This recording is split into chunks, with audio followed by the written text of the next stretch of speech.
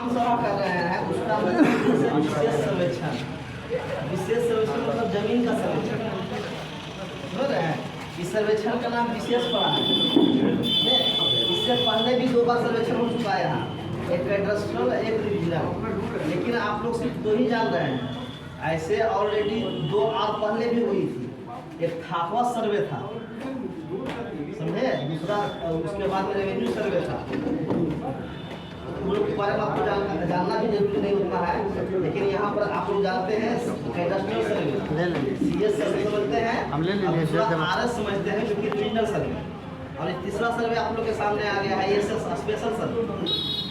समझे, स्पेशल सर्वे में टेक्नोलॉजी का इस्तेमाल हो रहा है, समझ रहे हैं। टेक्नोलॉजी का पहले जो है चैन से जमीन नापा जाता था, लेकिन अब जमीन चैन से नापा नहीं जाएगा, अब जीपीएस मशीन आ गई है। अब हम 1 सेकेंड में 5 किलोमीटर दूरी नाप लेंगे एक बार में, समझ रहे हैं। उससे भी बढ़ के आ गया DGPS, differential global positioning system होता है, जो कि कोऑर्डिनेट पे काम करता है।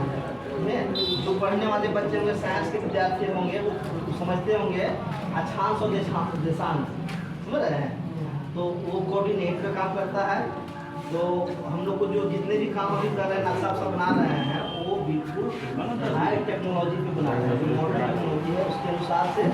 दूसरी बात क्या है कि आप लोग को पिछला सर्वे में सिर्फ पेपर वाला काम हुआ करता था, ऑनलाइन काम कभी नहीं हुआ, जिसके कारण क्या होता था कि 60 साल 100 साल में होते होते दस्तावेज जो है सब रद्द हो जाता था, समझ रहे हैं। अब फिर जैसे आप बोले कि रिकॉर्ड नहीं है, अभी आप बोले कि रिकॉर्ड नहीं, रिकॉर्ड दह गया, बह गया, जल गया, ये हो गया, इसके बाद रिकॉर्ड जलेगा, दहेगा, बहेगा नहीं।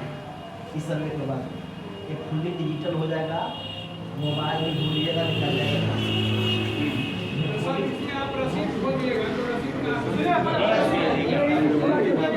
हम बोले क्या इस सर्वे के बाद डिजिटल हो जाएगा, जो कि रिकॉर्ड उकड़ आप जलेगा, कटेगा, बहेगा नहीं। इससे पहले आपका जितना भी दस्तावेज था जल जाता था, फट जाता था, गल जाता था, चूर हो जाता था। लेकिन इस सर्वे के बाद में आपका दस्तावेज चूर नहीं होगा, जलेगा नहीं, फटेगा नहीं, इसलिए ही इस सर्वे का नाम स्पेशल सर्वे है। समझा गया।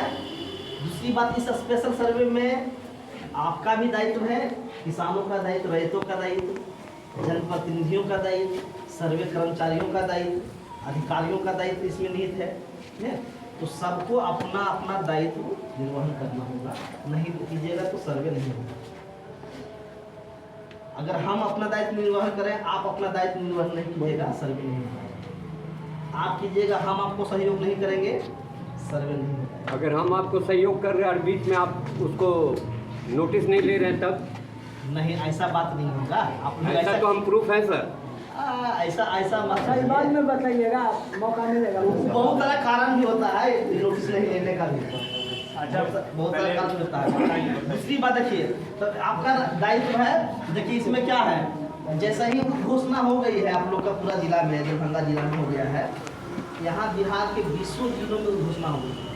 सॉरी 20 जिला अभी, 18 जिला पहले, 38 जिला में, 38 जिला में हो गया है। तो उसमें फिर उसके बाद आपकी दायित्व बन जाती है, घोषणा होने के जस्ट बाद में क्या बनती है कि अपनी जमीन को सीमांकन करके मेड़ों को ठीक कर ले और चौहदीदारों की जानकारी प्राप्त कर ले। जैसे हम प्लॉट पर गए, हम पूछे भाई किसका जमीन है, तो अपना जमीन बता दिया, उसके बगल में भाई किसका जमीन है तो बताइए।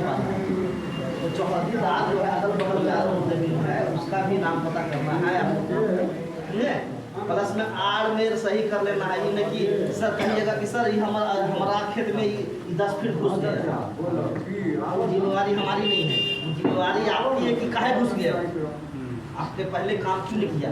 लेकिन हाँ, उसमें हम आपको सहयोग करेंगे कि पेपर देखेंगे, मान के चलिए कोई जबरदस्ती घुस गया, हाँ, और उसका पेपर काम बता रहा है, तो उस कंडीशन में हम आपत्ति में आपको सुधार करेंगे, सुधार देखेंगे, समझ रहे हैं। तो आपका जिम्मेवारी बन गया। दूसरा बात क्या है कि आपको प्रत्येक जमीन का दस्तावेज देना ही होगा। आप नहीं दीजिएगा तो हम आपका कोई सहयोग नहीं कर पाएंगे। आप बोलिएगा सर हम जमीन जोत रहे हैं, मेरे पास कोई दस्तावेज नहीं है, तो हम आपको नहीं जानते हैं कि आप कौन है। बोलिए कि सर हमको सहयोग नहीं कर रहे हैं, तो इसके लिए हम क्षमा चाहते हैं। तो प्रपत्र 2 में आपको जो है भूमि से स्वामित्व संबंधित दस्तावेजों का अध्ययन कर प्रपत्र 2 जितना भी आपके पास दस्तावेज है प्रपत्र 2 में देखिए प्रपत्र 2 ये है ठीक है, एक इसमें प्रपत्र 2 और प्रपत्र 3(1) ये वंशावली का ये तीन लोग फॉर्म है, लेकिन फॉर्म नंबर 1 इसका अलग है, ये दोनों मिला के एक फॉर्म है। तो ये दोनों फॉर्म में आप लोग को भरकर वंशावली, आधार कार्ड, केवाला, रसीद, खतियान जो भी है उसको लगा कर आपको देना होगा।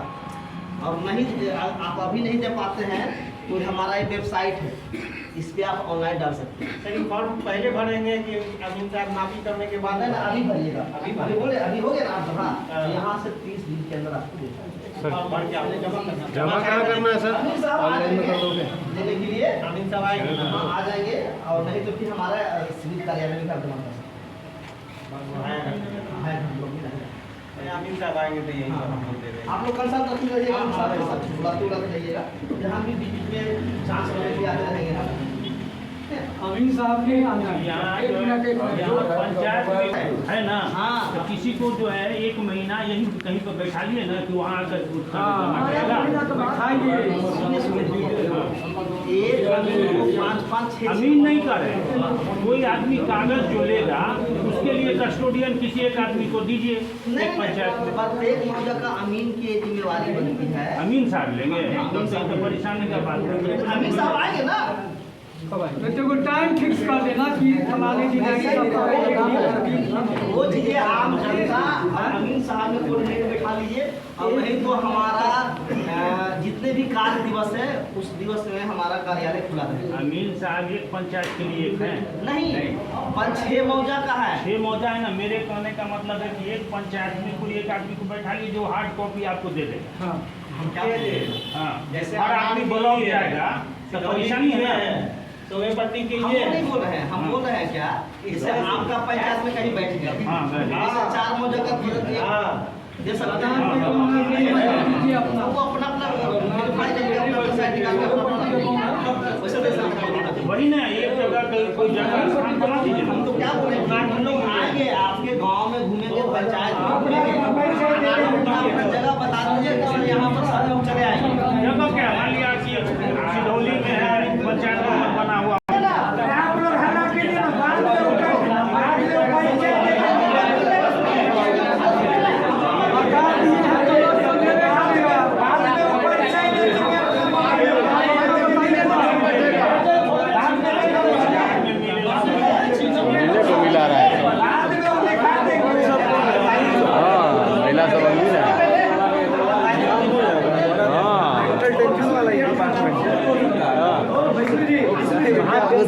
सब अमीन साहब हमको लग रहा है आप लोग अमीने के नंबर ले रहा है। अब क्या है, दस्तावेज दे दीजिए तो किस्तवार और खाना-पीने के समय में यथासंभव आप लोग सब श्रीमान एक मिनट, आप जहाँ तक बताए आगे बताना बाकी है। इस बीच में किन्हीं का प्रश्न मत लीजिए, आप पहले पूरा बता दीजिए और तब प्रश्न काल रखिए। हाँ, अब देखिए क्या किस्तवार एवं खानापुरी के समय में यथासंभव जो है सार्वजनिक और महिला के सर्वेक्षण में सहयोग करें। आप लोग की जिम्मेवारी बन जाती है कि जब किस्तवार होगी, प्लॉट वेरीफाई होगा तो प्रत्येक प्लॉट पर सभी रैयत को जाना होगा और बताना होगा कि ये हमारी जमीन है, ये हमारी जमीन है, ये हमारी जमीन है, सबको बताना होगा। उसी समय अमीन साहब रहेंगे, एक रजिस्टर लेकर रहेंगे और नक्शा भी लेकर रहेंगे साथ में। वो बताएं, जैसे आप बताइएगा कि मेरा नाम ये है, इस जमीन का हम मालिक हैं, तो आपके पिता का नाम भी पूछा जाएगा, आपकी जाति पूछी जाएगी, आपका जमीन का किस्म, आपका गाँव कहाँ है, ये सब पूछी जाएगी और बताना होगा। क्लियर?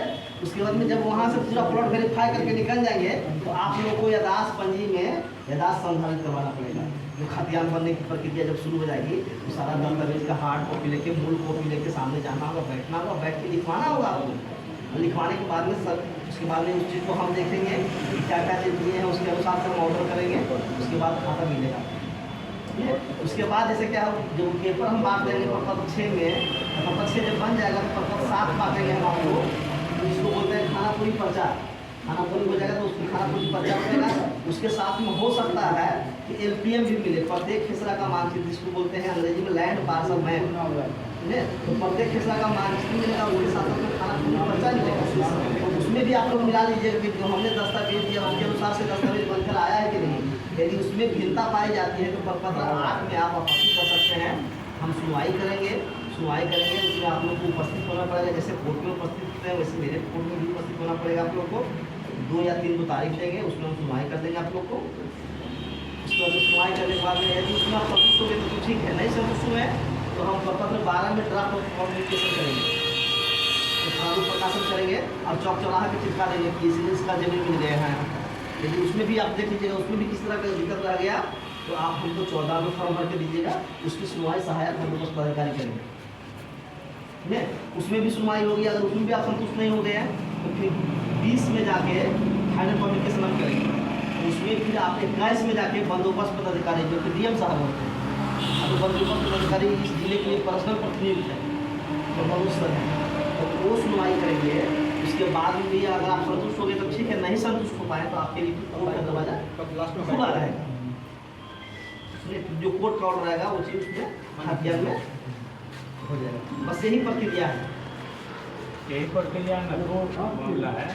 एक तो ये है कि आपका राजस्व ग्राम जो है वहाँ भी एक ग्राम सभा की हम हर सुनिए ना राजस्व ग्राम में। दूसरी बात है कि आपको हार्ड कॉपी जो लेना है उसके लिए हर राजस्व ग्राम में अपने जिनको बैठालना है उनको बैठा लिए, उनको कागज जमा करिए। बस ये आप लोग नहीं तय तो कर हम दें। जैसे अभी जो है हम